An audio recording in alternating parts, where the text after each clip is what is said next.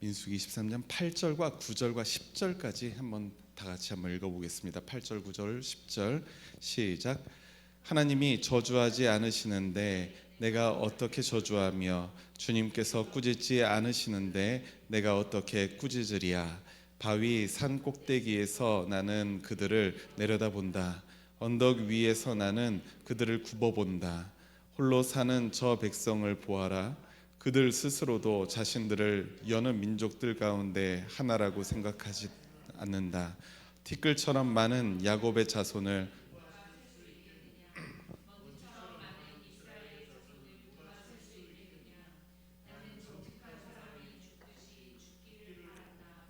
나의 마지막이 정직한 사람의 마지막과 같기를 바란다. 아멘. 아멘. 네, 오늘 우리가 지난 시간에 이어서 지난 시간에도 제가 예고를 해드렸듯이 성경의 민수기에 나오는 한 사람의 이야기를 중점적으로 함께 나누려고 합니다. 그 사람이 누구냐면 이 사람입니다. 발람. 지난주에 우리가 함께 나누었던 이야기를 여러분들 기억하시죠? 민수기 22장의 이야기를 우리가 함께 지난 시간에 보았었는데 이야기를 요약해 보자면 이스라엘이 가나안 땅에 이제 다가가는 여정에서 만나게 된 민족 중에 하나가 모압과 미디안 족속입니다. 그들과 부딪힐 수밖에 없는 상황에 놓여 있었어요. 그들을 넘어서야 가나안 땅으로 들어갈 수 있었습니다. 그런데 누가 강하다고 했죠? 이스라엘이 강합니까? 모압 미디안이 강합니까? 이스라엘이 강했어요. 좋습니다. 이스라엘이 강했어요. 그래서 모압 왕이었던 발락, 여기 발람하고 다른 사람입니다.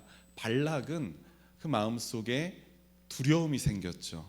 이스라엘에 대한 두려움이 생겨서 이 모압 왕 발락이 이스라엘과의 전투를 앞두고 아주 독특한 발상을 해냅니다.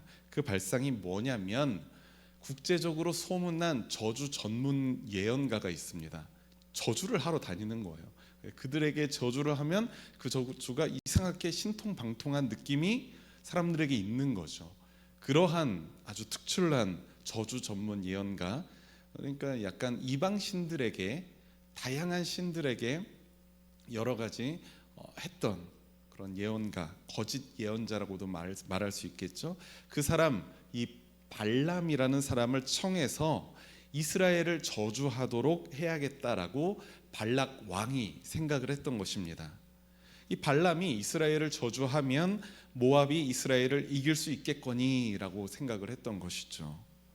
여기까지가 이제 모압 왕 발락의 두려움에 관한 이야기였다면 거짓 예언자였던 이 발람의 탐욕에 대한 얘기가 바로 이어지고 있었습니다. 이 발락의 사주를 받았던 발람은 아주 풍성한 물질적인 풍요로움을 약속받죠. 그런데 하나님께서 발람에게 말씀하시는 겁니다. 가지 말라, 이스라엘을 저주하지도 말라라고 하나님이 분명하게 응답을 하십니다. 이스라엘은 이미 하나님의 복을 받은 백성이었기 때문에 그들을 저주하는 것을 하나님께서 용인하지 않으셨던 것이죠. 그런데 문제는 두 번째로 발락의 사신들이 더 많은 물질적인 보상을 약속하자 발람은 어떤 마음이 듭니까? 그 물질적인 보상을 포기할 수가 없었던 거예요. 그래서 이스라엘을 저주해 달라는 발락의 요청에 응하게 되었던 것이죠. 결국 발람은 신약 성경에 이르러서는 어떻게 표현되냐면 불의한 재물을 사랑했던 그런 사람으로 성경에서 평가되고 있는 것입니다. 이제 발람은 극진한 환대를 받으면서 모압 땅에 도착을 하게 됩니다. 이제부터 23장의 이야기가 시작되게 됩니다. 이제 큰 잔치를 마쳤어요. 성대한 잔치 가운데 발락을 환영했습니다. 그리고 이튿날에 발락이 발람을 데리고 이제 자신이 원하는 대로 이스라엘 백성들을 저주할 만한 아주 좋은 장소로, 어떤 장소가 좋을까요? 그 이스라엘 진영들이 다 한눈에 쫙 내려다 보이는 높은 산으로 이제 올라갑니다. 그 산 위에는 이미 바알 이방신 바알의 산당이 있었습니다. 그 산당으로 올라갑니다. 그곳에서 이스라엘을 향한 저주 기도를 이제 세팅을 하는 것이죠. 근데 그 세팅이 어땠냐면 23장 1절과 2절 말씀인데 우리 한번 같이 읽어봅시다. 시작. 발람이 발락에게 말하였다. 저에게 필요하니 그리고 저에게 필요하니 이곳에다가 숫송아지 7마리와 숫양 7마리를 준비하여 주시기 바랍니다. 그리하여 발락은 발람이 말한 대로 하였다. 발락과 발람은 순양을 한 마리씩 바쳤다. 네. 지난 시간도 그렇지만 이번 시간도 왜 하필이면 발락, 발람 계속 이름이 비슷해가지고 헷갈리게 하는지는 잘 모르겠지만 분명히 친인척 아니고요, 발씨 아닙니다. 모압 발씨 아니고요. 발락과 발람은 사는 곳도 달랐고 아무런 혈연 관계가 없는 자들입니다. 그런데 발람이, 거짓 예언자 이 발람이 요청한 게 무엇입니까? 7제단을 7개 만들어서 그곳에다가 7숫양과 숫송아지를 각각 세팅을 해놓은 겁니다. 어디서 보고 배운 건 있어 보입니다. 분명히 저주하기 위해서 발람이 요구했던 대로 이제 준비를 해놓습니다. 그런데 이 준비 태세를 우리가 보았을 때 사뭇 레위기에 나오는 그 제사의 모양새와 아주 비슷하잖아요. 그러니까 사람들은 여호와 하나님께 드리는 제사와 비슷하다라고 여기실 수도 있습니다. 그런데 실제로는 여기에는 숨겨져 있는 것이 있는데요, 레위기에 나오는 제사법을 보면 제단을 7제단을 쌓도록 하는 곳은 없습니다. 3개도 없습니다. 우리가 성경에서는 12, 7, 3이라는 완전수에서 어떤 특별한 의미를 발견하는 것도 사실이지만 제단은 오로지 하나의 제단을 쌓는 거예요. 성경에서는 그 어디에도 7제단, 여러 개의 제단을 쌓도록 요구하지 않는다는 겁니다. 하나님을 섬기는 제단은 오직 하나의 제단입니다. 오히려 이 발람이 요구하는 7제단을 쌓는다는 것은 어떤 것을 이야기해 주는 겁니까? 이 발람이 여호와 하나님의 선지자가 아니라 이방 전역에 있는 이방 신들, 다신 종교가 그의 바탕이었음을 여실히 드러내주는 증거라는 거예요. 우리가 지난 시간에도 이야기 나누었지만 하나님이 발람에게 계속 응답하시잖아요.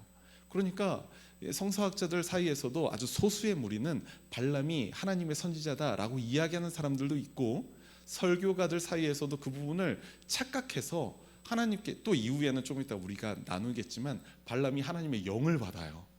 그러니까 굉장히 예민한 거잖아요. 민감한 사안이잖아요. 발람을 하나님의 선지자로 둔갑시키는 경우도 우리가 보게 되는데 정통 신학에서는 그렇게 보지 않습니다. 발람은 분명히 이방 다신 사회에서 여러 신을 섬기는 사람이었고 그 중에 신 하나로서 하나님에게 기도를 했던 것으로 해석을 하고 있는 것이 옳은 해석이라고 저는 보입니다. 자, 이제 이 상황에서, 세팅된 이 상황에서 발람의 저주가 시작돼요. 어떨까요? 이제 저주가 시작됩니다.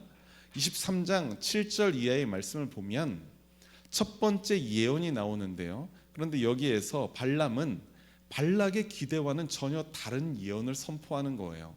우리가 아까 전에 본문 8절부터 10절까지의 말씀을 읽었잖아요. 근데 그 말씀을 쭉 볼 때 어떤 말씀으로 보이십니까? 이 8절부터 10절까지의 말씀이 이스라엘 백성들을 저주하는 말입니까? 저주하지 않고 있어요. 우리 8절 말씀 다시 한번 읽어봅시다. 시작.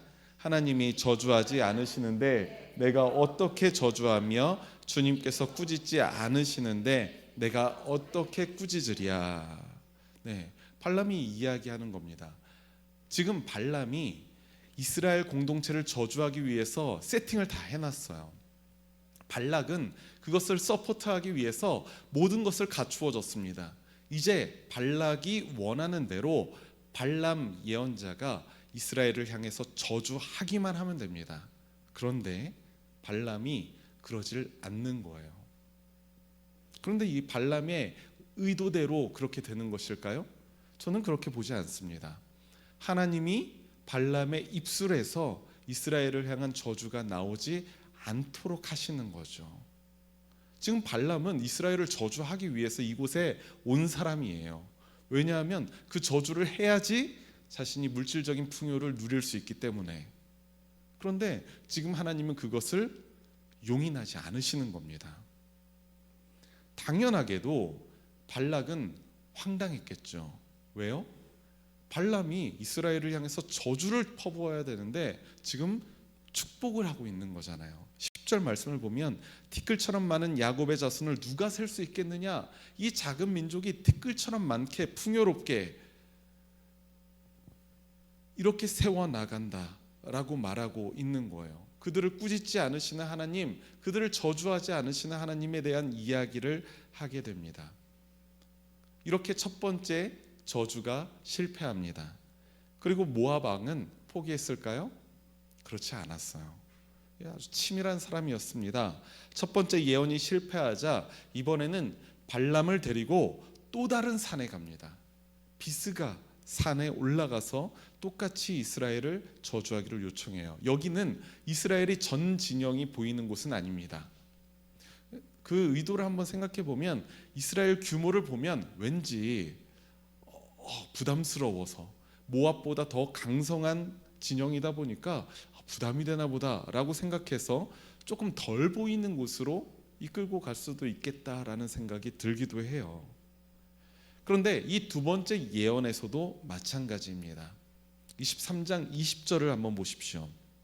뭐라고 이야기하냐면 나는 축복하라 하시는 명을 받았다. 주님께서 복을 베푸셨으니 내가 그것을 바꿀 수 없다라고 이야기하는 거예요. 하나님께서 발람에게 축복하라고 명을 하십니다. 발람은 또 그 말씀에 순종을 해요. 좀 놀라운 일이죠. 또다시 이스라엘 향한 축복의 예언을 그는 선포하고 있는 것입니다. 하나님의 백성 이스라엘을 향한 발락의 음흉한 음모가 있는데 하나님은 이 발락의 입을 통해서 그 모든 음모를 파회하고 있는 것입니다.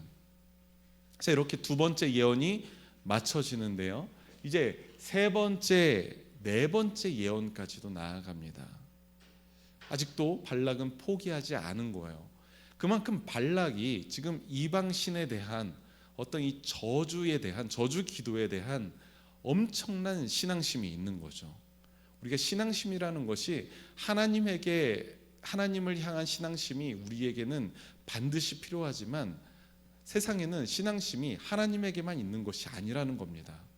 돈에게도 있고요, 또 아는 우상에게도 있고요, 어떤 권력에게도 있고요, 어떤 사람에게만 향해 있는 그러한 신앙심도 많이 있어요. 그런데 이 발락은 이스라엘을 저주하기만 하면 우리가 승리할 수 있어 라는 것에 엄청난 신앙심을 가지고 있었던 것입니다.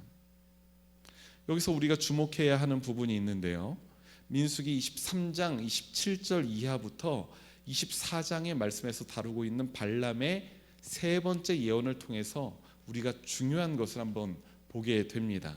우리 24장 1절부터 2절까지의 말씀 우리가 한 목소리로 읽어봅시다. 시작. 발람은 자기가 이스라엘에게 복을 빌어주는 것이 주님의 눈에 좋게 보였다는 것을 알고는 매번 의뢰하던 것처럼 마술을 쓰려 하지 않고 대신 광야 쪽으로 얼굴만 돌렸다. 발람은 눈을 들어 지파별로 진을 친 이스라엘을 바라보았다. 그때에 그에게 하나님의 영이 내렸다. 아멘. 이제 세 번째 예언이니까 이제 세 번이나 반복되는 발람의 경험은 이제 발람을 상당히 변화시키는 모습을 우리가 볼 수 있습니다. 발람은 1절과 2절 말씀에서 보시다시피 이스라엘에게 복을 빌어주는 것이 주님의 눈에 좋게 보였다는 것을 이제는 확실히 알아요. 확실히 알아요.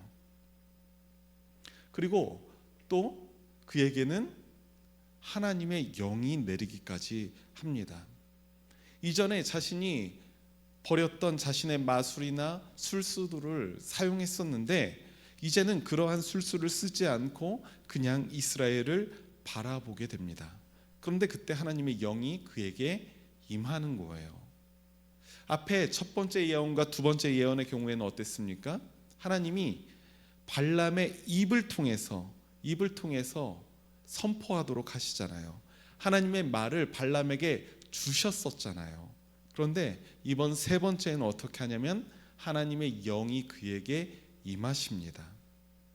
그리고선 5절부터 9절까지 말씀에서는 이스라엘을 향한 아주 찬란한 축복의 예언을 선포하고 있는 것을 우리가 볼 수 있습니다. 이스라엘은 원수들을 상대로 승리할 것이며 복의 근원이 되고 번성할 것이다 라는 그러한 축복이었습니다. 민수기 24장 9절 말씀인데요, 우리 함께 읽어보겠습니다. 시작. 엎드리고 웅크린 모양이 숫사자 같기도 하고 암사자 같기도 하니 누가 감히 일으킬 수 있으랴. 너에게 복을 비는 이마다 복을 받을 것이요 너를 저주하는 자마다 저주를 받을 것이다. 아멘. 이 말씀은 지난 시간에도 우리가 함께 나누었었는데 어떤 말씀의 모티브가 되죠? 바로 창세기 12장에 보면 하나님께서 아브라함을 부르시고 본토 친척 아비의 집을 떠나서 가야 할 곳, 하나님이 알려주신 곳으로 가라 하시면서 약속하셨던 그 언약들, 복의 근원에 대한 언약이죠. 복의 근원인 너희들이 될 것이다 라는 약속이 다시 한번 지금 선포되고 있는 것입니다. 누구를 향해서? 이스라엘 공동체를 향해서 발람의 입을 통해 선포되고 있는 것이죠. 이제 모압 왕 발락은 어땠을까요? 세 번이나 완전히 자신의 음모가 파회된 것을 보게 됩니다. 그러니까 이제는 기어코 자신의 기대가 모두 꺾여 버리게 됩니다. 더 이상 저주 전문가 발람에게 요청하지 않아요. 이제 좀 그만하십시오. 오히려 나는 저주를 원하는데 왜 당신은 축복만 합니까? 라는 이제 불만만 터뜨리고 있는 것입니다. 이제 더 이상 안 하는 게 낫겠다 싶었겠죠. 이스라엘을 저주하지 않은 것을 너무도 분명하게 알았기 때문에. 그런데 발람은 네 번째 예언도 이어가게 되는데요, 이거는 발락이 요청한 게 아니라 발람이 이제 돌아가는 길가에서 아주 자연스럽게 네 번째 예언을 이어가게 됩니다. 그 내용을 정리하면 이와 같습니다. 이스라엘은 하나님께서 함께 하시기 때문에 결코 망하지 않는다. 그런 이스라엘에게 길을 내주지 않고 대적하였던 이 모압과 암몬과 에돔과 미디안 너희 족속들은 모두 심판받을 것이다 라는 거예요. 그리고 실제로 사무엘 하에 보면 다윗 왕의 시기에 모압과 에돔이 모두 심판을 받습니다. 그래, 오늘 우리가 이 민수기 23장과 24장의 말씀에 대해서 함께 배우면서 깨달아지는 것이 두 가지가 저에게 있었습니다. 하나는 뭘까요? 하나는 하나님의 언약 백성은 결코 포기되지 않는다는 겁니다. 우리 같이 한번 읽어봅시다. 시작. 결코 포기되지 않는다. 네. 하나님의 언약 백성들, 하나님의 약속으로 기반되어서 세워진 바 된, 선택된 바 된 이들은 결코 하나님에게서 포기되지 않는다는 겁니다. 탐욕스러웠던 발람이 끊임없이 물질적인 유혹을 받습니다. 이스라엘을 저주하기만 한다면 그는 온갖 부귀영화를 누릴 수 있게 되는 거예요. 하지만 하나님은 끝까지 발람의 입술을 이스라엘을 저주하도록 내버려 두지 않는 장면을 우리가 보았었죠. 민수기 22장 12절 말씀에서 하나님께서 이집트에서 나온 그 백성은 복을 받은 백성이니 저주하지도 말아라 라고 말씀하십니다. 그러니까 그들은 이미 하나님의 복을 받은 백성이기 때문에 그들은 이제 저주에서 자유로운 백성이라는 겁니다. 발람의 예언 사건은 창세기 12장에서 아브라함을 부르시고 복의 근원이 될 것을 약속하셨던 그 말씀에서 기초되어 있다고 제가 누차 말씀드리잖아요. 그래서 하나님이 아브라함에게 하셨던 약속이 바로 너에게 복을 비는 이마다 복을 받을 것이요 너를 저주하는 자마다 저주 받을 것이다 라고 이야기하고 있죠. 그런데 이게 계속 이 이야기에서 반복이 되는 구절이에요. 왜 발락 왕이 발람을 불렀을까요? 이 말씀에서 22장에서 그런 부분이 나옵니다. 발락도 발락이 복을 비는 이마다 복을 받고 발락이 저주하는 이가 저주를 받는다는 것을 발락이 믿었기 때문에 발람을 청빙해 오는 거예요. 그런데 하나님께서는 이스라엘을 향한 저주에 집중하신 게 아니라 이스라엘에게 복만을 허락하신다는 것이죠. 근데 여기에서 하나님께서 허락하신 복이 무엇입니까? 그게 무엇이에요? 저는 그것이 하나님이 그들의 하나님이 되시고 그들은 하나님의 백성이 된다는 것. 그것이 이스라엘 백성이 하나님과 맺었던 궁극적인 언약 아니겠습니까? 저는 거기서 이름을 붙이자면 이스라엘은 하나님의 언약 백성이다라고 이름 붙이고 싶은 겁니다. 우리 초록교회 모든 성도 여러분들도 하나님의 그러한 언약 백성이 되셨음을 굳게 믿으시기 바랍니다. 이제껏 민수기의 말씀을 보아와서도 여러분들이 알 수 있듯이 이스라엘 공동체는 지금껏 끊임없이 하나님을 반역하기도 했었습니다. 그러한 역사가 있잖아요. 민수기에서 너무나도 많이 반복되잖아요. 하나님이 그들을 얼마나 미워했을까요? 얘네가 또 나를 반역하는구나. 얘네가 또 나를 마음 아프게 하는구나. 그럼에도 불구하고 하나님은 아브라함과 맺은 그 언약을 바탕으로 이스라엘을 지켜주셨고 이제 약속의 땅 가나안 초입까지 인도하셨다는 사실입니다. 우리가 두 번째 이 사건을 통해서 발락과 발람의 사건을 통해서 우리가 알 수 있는 두 번째 사실은 무엇입니까? 우리 함께 읽겠습니다. 시작. 하나님은 한 사람을 변화시켜 사용하신다. 네. 하나님은 한 사람을 변화시켜 가시면서 사용하신다는 사실입니다. 저는 이 발람이라는 사람을 그렇게 포장하고 싶지는 않아요. 제가 아무리 성경을 저도 이 부분을 이번에 여러분들과 나누면서 깊게 한번 여러 가지 주석과 책들을 찾아보면서 공부하면서 발람에 대해서 굉장히 긍정적으로 여기는 책도 글도 보았고요. 그렇지 않은 글도 보았는데 아무리 생각해도 발람은 긍정적인 요소가 없는 사람입니다. 처음부터 이방의 다신 종교에 물들어 있는 사람이고 하나님을 자신의 어떠한 이득, 이해관계에 쓰려고 사용하려고 노력하던 사람이었다는 거예요. 그는 철저하게 탐욕스러운 사람으로 성경에선 그려내고 있다는 것이죠. 하나님은 하지만 발람이 4번이나 거듭되는 경험을 통해서 결국 하나님의 영의 이끄심을 받는다는 모습을 우리가 오늘 본문을 통해서 보게 됩니다. 물론 이후에 발람이 하나님의 예언자로 신실하게 살아갔는지 아닌지는 우리가 알 수는 없습니다. 예상하건대 저는 이후에 하나님의 신실한 백성으로 살아갔느냐? 저는 아니었을 것 같아요. 왜? 그렇죠. 저도 그렇게 생각하는 겁니다. 아니었으니까 신약의 성경에서는 발람에 대해서 굉장히 부정적으로 그려내고 있는 거예요. 저는 그렇게 생각을 하고 있습니다. 인간의 탐욕이라는 것은 이게 쉽사리 끊을 수 없는 것이기 때문에 그렇습니다. 또 남을 저주하는 것도 마찬가지입니다. 쉽사리 끊을 수 없는 아주 무시무시한 그런 아픔이라는 거죠.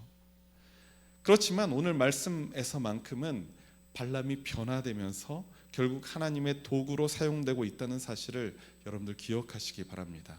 처음에는 그의 입술을 통해서 이스라엘 하나님의 백성들을 축복하게 되고요. 또 세 번째에 이르러서는 하나님의 영을 그가 받게 되는 것이죠. 사람은 고쳐 쓰는 것이 아니다라는 말 여러분들 많이 들어보셨죠? 저도 가끔 사용하는 말이기도 한데요. 그 말을 쉽게 하곤 합니다. 그리고 일견 저는 어느 정도 맞는 부분도 있다고 생각합니다. 사람의 어떠한 성격이나 어떤 결은 참 쉽게 변화되지 않기 때문에 그렇습니다. 그런데 사실 우리가 따져보면 하나님께서 사용하시는 그 모든 사람들은 늘 부족한 사람 아니겠습니까? 그리고 사람이 변화된다고 한다면 그 희망은 누구에게 있을까요? 그 사람의 노력이 아니라 그 사람에게 어떤 조언해주는 어떤 다른 사람이 아니라 우리의 창조주 하나님에게 있음을 여러분들 기억하시기 바랍니다. 고린도전서 1장 27절에 보면 이런 말씀이 있습니다. 한번 제가 읽어드릴게요.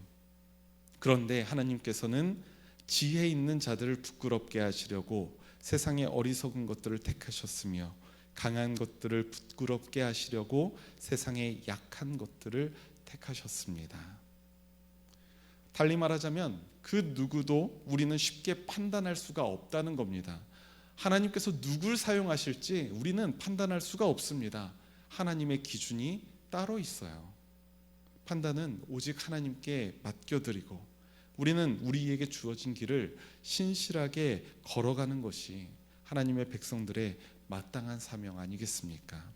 그것을 여러분들 기억하시면서 또 오늘 이 발람의 이야기들을 우리가 기억하시면서 오늘도 우리가 여전히 부족하지만 여전히 나약하지만 하나님께서는 신실한 주님의 거룩한 그 백성들 그들을 사용하신다는 사실, 또 우리 초록교회 신앙 공동체를 그렇게 아름답게 사용해 주시기를 간절히 소망하고 또 기대하고 또 그것을 누리시는 우리 초록교회 모든 신앙 가족 여러분들이 되시기를 주님의 이름으로 축원합니다.